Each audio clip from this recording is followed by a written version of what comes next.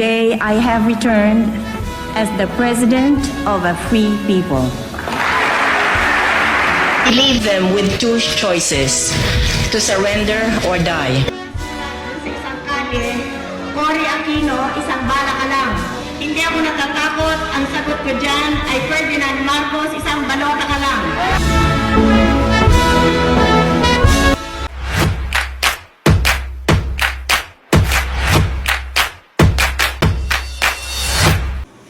Good day everyone, I'm Mary Amar Candelario and today I'm gonna discuss about the life of Mr. Teodoro Locsin Jr., also known as Mr. Teddy.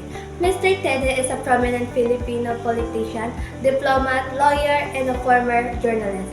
He was born on November 15, 1948 in Manila, Philippines. Locsin obtained his education from Ateneo de Manila University. Mr. Locsin's political career began when he served as a congressman for the 1st District of Makati from 2001 to 2010. During his time as a congressman, he actively participated in legislative work and represented his district in the Philippines Congress. In 2017, Locsin was appointed as the Philippines Ambassador to the United Nations. As an ambassador, he represented the Philippines in international forums and played a crucial role in advocating for the country's interests and concern on the global stage. His tenure as the Philippine Ambassador to United Nations lasted until 2018. Hi everyone, I'm Sheila Cabanillas and today we will continue to talk about Mr. Teodoro Locsin Jr. Did you know that before his political and diplomatic career, Locsin worked as a journalist, and also he was known for his sharp and insightful commentary. He also served as a secretary and a speechwriter for the late Philippine President Corazon. As a speechwriter, Locsin played a significant role in crafting and delivering impactful speeches for President Corazon. Locsin is affiliated with the political party PDP-LABAN, which stands for Partido Demokratiko Pilipino Lakas ng Bayan, also known as Philippine Democratic Party People's Power. The party is one of the major political parties in the Philippines and has been influential in shaping the country's political landscape. Overall, Mr. Teodoro Locsin Jr. has had a diverse and accomplished career in politics, diplomacy, law, and journalism. His contributions to the Philippines as a congressman, ambassador, and speechwriter have made him a respected figure in the country's political and diplomatic circles.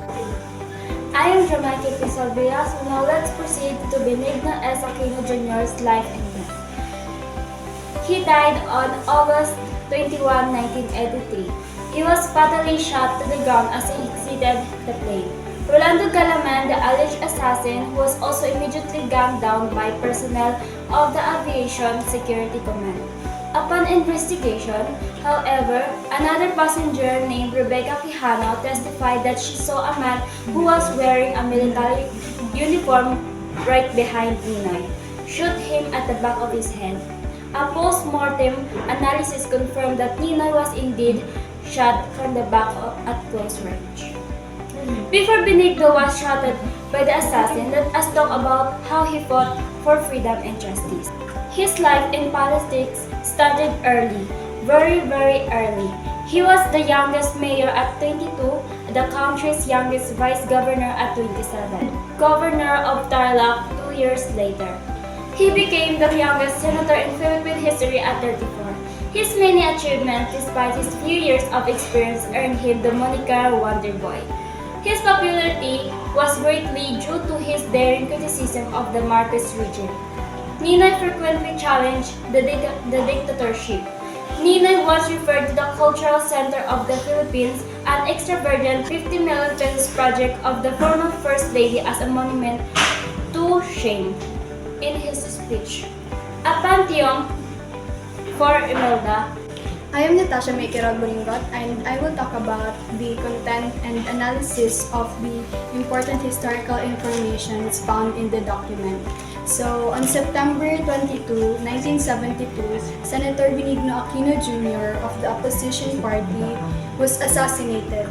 Members of the Philippine Constabulary Metropolitan Command or PC Metrocom led by Colonel Romero Gatan arrested senators, publishers, and anyone who spoke out of the democracy at the Manila Hilton Hotel, Ermita.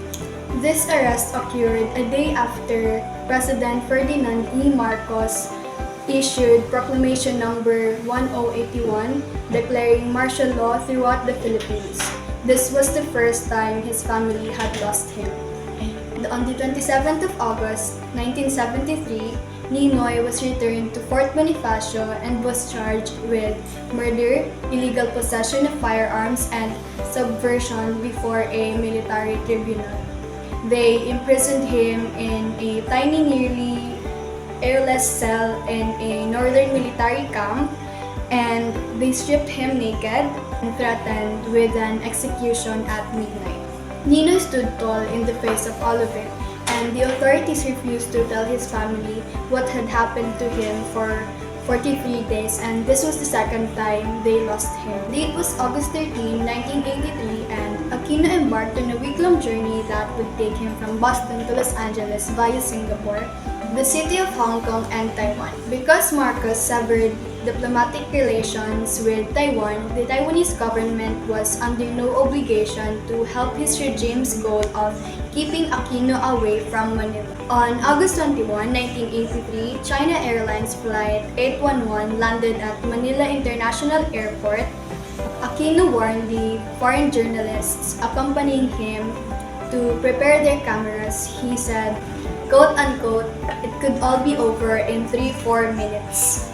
He predicted with chilling foresight. Aquino was killed by an assassin's bullet minutes after the plane touched down, so Cory Aquino left America to bury her husband. Cory said, quote-unquote, "Still we fought for honor, and if only for honor, we shall pay."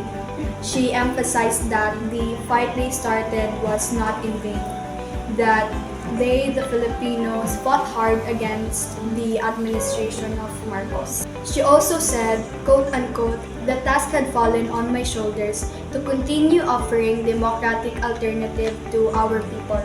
She accepted responsibility for caring for and fighting for the freedom of the entire country.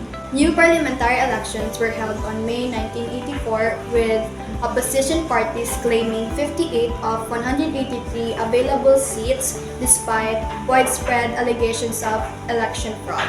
Corazon had publicly supported all of the opposition party candidates. Marcos recently demanded a quote-unquote snap or early presidential election in the face of intense domestic and international criticism for his handling of a growing communist insurgency and a severe economic crisis. I am Angela Ann Andes, and this is the continuation of the content and analysis of the important historical information that we found in a document. Despite a lack of political experience of former President Corazon Aquino, she said that she would consider running against Marcos if 1 million signatures had been collecting, urging to her to enter the race. Former newspaper publisher Joaquin Roses said his group had collected 1.5 million signatures as of 6:35 p.m. on a Monday in support of her candidacy. The ultimate result was the election of Mrs. Corazon Aquino as president and Mr. Salvador Laurel as her vice president of the Philippines.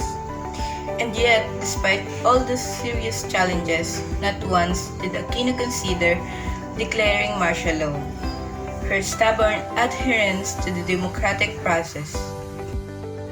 Archibald MacLeish had said that democracy must be defended by arms when it is attacked by arms, and by truth when it is attacked by lies. Notable when one recalls that even as she was fighting off military rebels, she was also dealing with fractious cabinet, long-standing domestic rebellions, and pernicious problems like bankrupt economy, corruption, and poverty. The shambles left behind by the Marcos regime.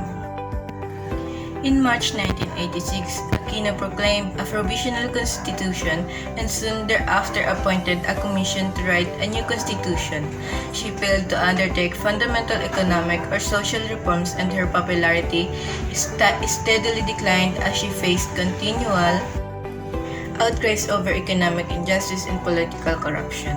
These problems were exacerbated by persistent warfare between the communist insurgency and the military whose loyalties to Aquino were uncertain. In general, economic policies were criticized for being mixed or faltering in the face of mass poverty. Aquino was succeeded in office by her former Defense Secretary, Fidel Ramos. The ratification of new constitution was followed by the election of senators and Congress that same year and the holding of local elections in 1988. President Cory Aquino and President Reagan discussed her strenuous to bolster the democratic institution of her country and to ensure its security and to strengthen its economy. And he assured that all the America wants the Philippines democracy to succeed and to prosper and that we'll do what we can to help. Most money went to buy the 1986 snap election. On top of that, we have been left with staggering foreign debt of 26 billion and nothing to show for it except some remarkable architecture in New York. Half of our much needed export revenues are required just to pay for interest of that debt. It is stated that Filipino faced on communist insurgency that feeds on economic deterioration, even though they carry a great share of free world defense in Pacific. These are only two of many burdens that Filipino carry even as they try to build a worthy and enduring house for their new democracy. Half of export earning 2 billion out of 4 billion, which was all they could earn in the restricted markets of the world, went to pay just the interest on a debt whose benefit the Filipino people never received. Cory Aquino was devastated and sad about the situation of the country, about 2 decades of social and political oppression. I am Bianca M. Mamungay.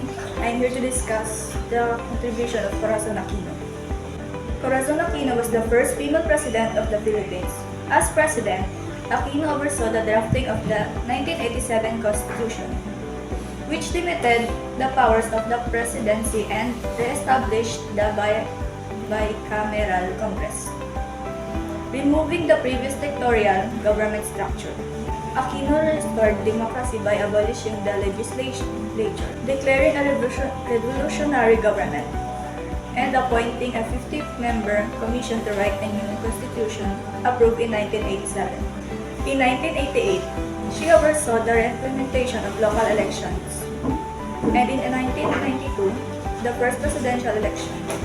On August 8, 1988, Corazon Aquino created the Presidential Task Force for Science and Technology, which came up with the first Science and Technology Master Plan, or STMP. The goal of STMP was for the Philippines to achieve newly industrialized country status by the year 2000.